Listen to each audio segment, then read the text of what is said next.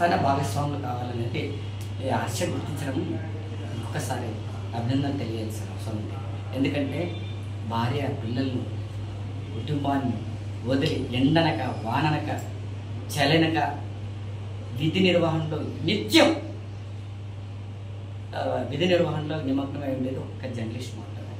అంటే సమాజ శ్రేయస్సు కోసమే, వాళ్ళ కుటుంబాల కోసమో వాళ్ళ పిల్లల కోసమో కాదు, అంటే ఏ ఒక్కరి కోసం జర్నలిజం పనిచేయడం లేదు. సమాజం కోసం, సమాజం మెరుగుపడాలని, ప్రజలను చైతన్యవంతం చేయాలనే సదుద్దేశంతో మాత్రమే జర్నలిస్టులు ఈ సేవలో పాల్గొంటున్నారు.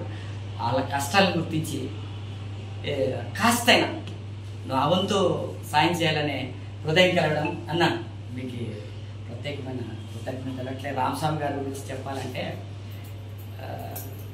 వృత్తిపరంగా చాలా కష్టాలు ప్రతి ఒక్కరు ఎదుర్కొంటాము. ఎదుర్కొన్న ఆరోపణలు రాళ్ళేసే వాళ్ళు ఉంటారు. ఇవన్నిటిని భరించి ఎవడనే మనం మాట్లాడి మనం చేసే సాయం చేద్దాం అనే పెద్ద గుణమున్న రామస్వామి గారికి కూడా సీనియర్ జర్నలిస్ట్. నాకు ప్రింట్ ఎలక్ట్రానిక్ మీడియాలో పనిచేస్తున్న జర్నలిస్టులు ఈ మధ్యకాలం కొన్ని అనారోగ్య సమస్యలతో ఆరోగ్యాన్ని హాస్పిటల్లో ఉండటం, అలాగే కోలుకోలేక చనిపోయిన సంఘటనలు నాలుగుగా వేధిస్తున్నాయి.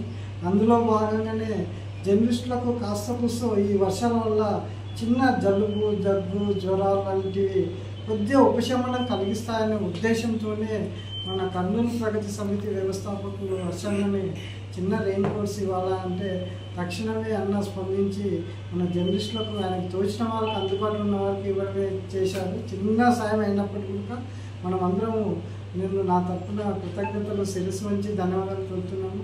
అయితే ఇప్పుడే రామయ్య చెప్పారు, జర్నలిస్టులను చాలామంది ఉపయోగించుకుంటున్నారే తప్ప కానీ జర్నలిస్టులకు సాయం చేయడంలో వాళ్ళు చాలా చివరిలో ఉంటున్నారు.